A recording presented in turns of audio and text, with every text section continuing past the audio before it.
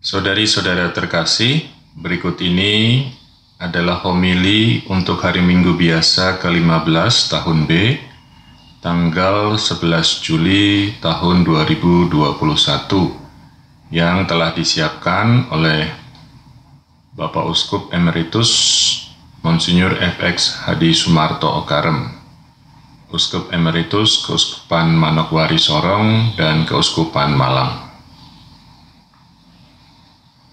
Saudari-saudara umat Allah yang terkasih, ketiga bacaan kitab suci hari ini, kitab Amos, surat Paulus kepada umat di Efesus, maupun Injil Markus, semuanya memuat perintah perutusan, mission atau misi, untuk mewartakan berita keselamatan. Yesus mengutus murid-muridnya berdua-dua dan memberi mereka kuasa atas roh-roh jahat.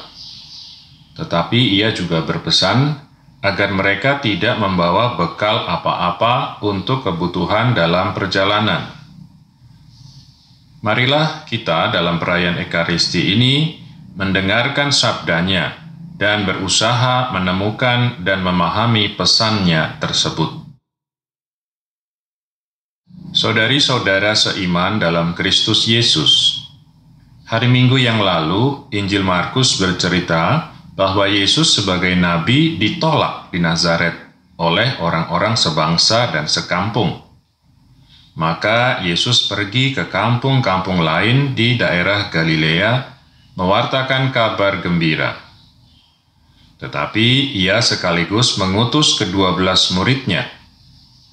Injil Markus ditulis sekitar tahun 70-an. Pada waktu itu, umat pengikut Kristus mengalami saat-saat sangat sulit di bawah pemerintahan Romawi. Dan apabila dilihat secara manusiawi, masa depan mereka tidak pasti. Tahun 64, Nero mulai menganiaya umat Kristiani. Tahun 65, timbullah pemberontakan Yahudi melawan pemerintahan Romawi. Dan tahun 70, Yerusalem, termasuk Bait Allah, dihancurkan oleh pasukan Romawi. Peristiwa penolakan Yesus di Nazaret oleh orang-orang sebangsa, bahkan sekampung, bahkan penghancuran Yerusalem, termasuk Bait Allah, oleh orang-orang asing, merupakan latar belakang ketakutan bagi pengikut-pengikut Kristus. Namun kemudian, iman menjadi sumber cahaya dan keberanian bagi umat Kristiani sebagai gereja ketika mengalami kesulitan. Saudari-saudara kekasih Allah, bagaimana reaksi Yesus ketika ditolak oleh warga sekampung di Nazaret? Menghadapi sikap mereka yang keras kepala itu, Yesus pergi ke kampung-kampung sekitarnya. Ia tidak takut maupun berhenti karena mengalami hambatan. Sebaliknya, ia meneruskan perutusannya. Bahkan, ia memperluas medan karyanya dan meningkatkannya dengan memanggil dan mengutus murid-muridnya untuk mengambil bagian dalam karyanya. Mereka diutus berdua-dua, sebab secara berdua mereka dapat saling memperkuat dan membantu. Mereka diberi kuasa atas roh-roh jahat, dan mereka diberi tugas menolong orang-orang dalam kesulitan dan penderitaan. Saudari-saudara yang dikasihi Tuhan, bagaimana cara Yesus menugaskan dan mengutus murid-muridnya? Yesus menentukan sikap dasar, perilaku, dan sepak terjang utusan-utusannya dalam melaksanakan perutusannya. Perintahnya sangat sederhana.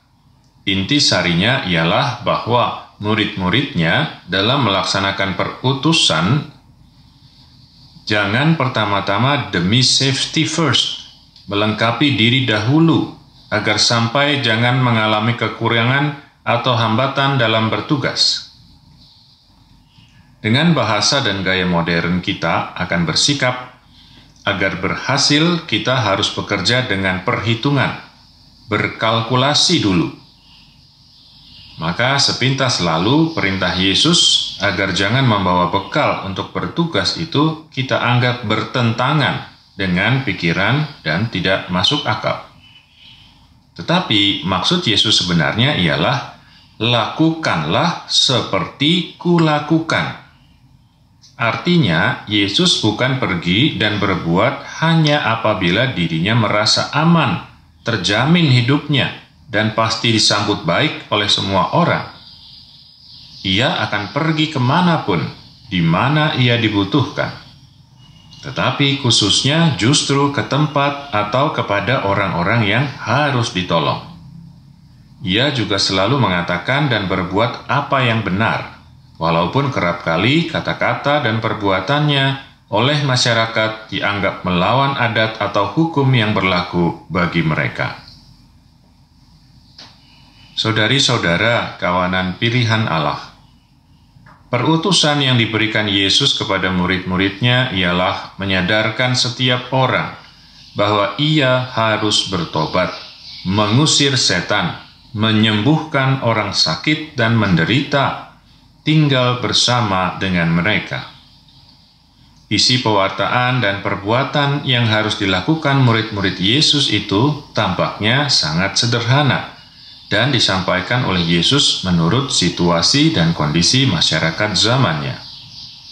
Tetapi panggilan dan perutusan Yesus yang dahulu ditujukan kepada murid-muridnya itu juga berlaku bagi kita sebagai murid-muridnya sekarang ini, untuk dilaksanakan di dalam situasi dan kondisi kita dewasa ini.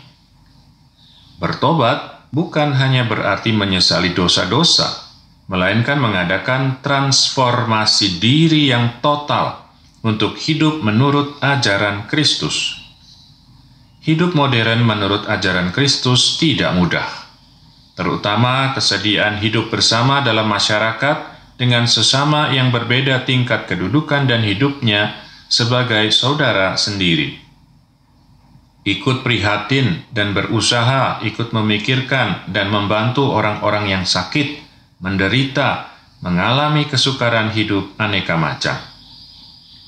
Kini kita harus terus berdoa agar Allah menyingkirkan setan-setan yang menguasai banyak orang di dalam masyarakat dengan peranan dan kedudukan penting, tapi justru mempersukar rakyat kecil dan miskin.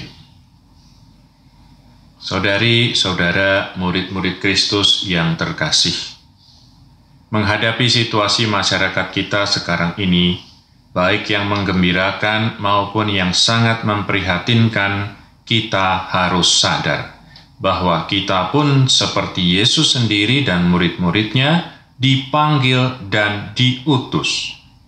Kita seperti Yesus sendiri dan murid-muridnya harus berjiwa misioner. Bila ingin menjadi pengikut Kristus sejati, kita semua juga harus memiliki semangat dan minat untuk pergi dan mencari sesama kita yang membutuhkan bantuan kita, baik rohani maupun jasmani. Kita sebagai orang Kristiani, apabila sungguh ingin menjadi pengikut Kristus sejati, harus tahu dan mau memiliki dan menghayati semangat perutusan Kristus. Kita semua sebagai umat Kristiani merupakan gereja. Kita sebagai gereja harus sadar dan merasa ikut bertanggung jawab sebagai utusan Kristus yang dalam sikap, kata, dan perbuatan berusaha memperkenalkan wajah Kristus sebagai seorang gembala baik yang berbelas kasih kepada sesama.